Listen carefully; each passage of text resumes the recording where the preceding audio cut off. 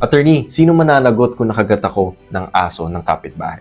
Hi guys, this is Attorney Eman. Papag-usapan natin yung instances kung saan nakakagat tayo ng aso, ng kapitbahay, or nakalmot tayo ng pusa. So, una natin titingnan yung Article 2183. Pag makikita natin yung Article 2183 of the New Civil Code, nakalagay dyan na yung may possessor ng isang animal ay responsible for the damage na ginawa ng animal, ng aso, or ng pusa sa third parties. Pero kailangan nyo iisipin din na kahit na nakawala yung aso nyo, kahit hindi nyo fault, pwede pa rin kayo maging liable.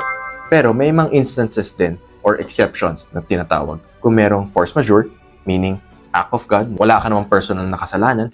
Ibig sabihin kung may nakabangga sa bahay mo, nakawala yung mga aso mo or yung mga pusa mo, tapos may nakalmot sila, of course, that's force majeure.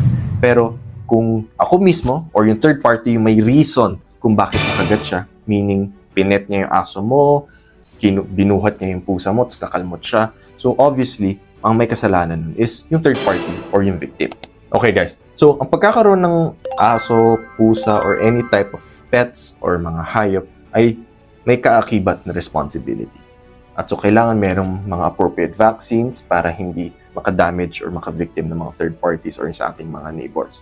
So, kahit nakawala yan, responsibility pa rin natin. Okay, guys? So, mga pet parents natin dyan, alam nyo na yung possible liability, alam nyo na yung responsibility nyo, and you're emancipated. Attorney, sino mananagot kung nakagat ako ng aso ng kapitbahay? Hi guys, this is Attorney Eman. Papag-usapan natin yung instances kung saan nakakagat tayo ng aso, ng kapitbahay, or nakalmot tayo ng pusa.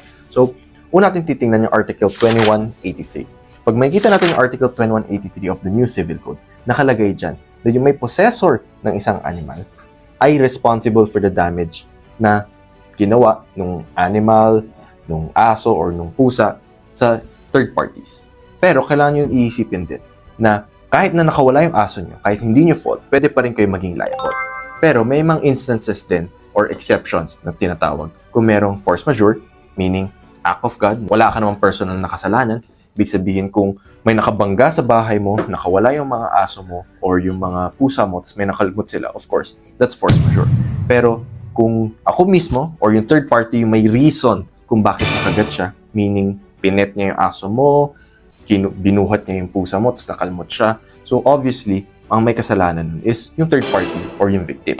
Okay guys, so ang pagkakaroon ng aso, pusa, or any type of pets or mga hayop ay may kaakibat na responsibility. At so, kailangan merong mga appropriate vaccines para hindi makadamage or makavictim ng mga third parties or sa ating mga neighbors. So,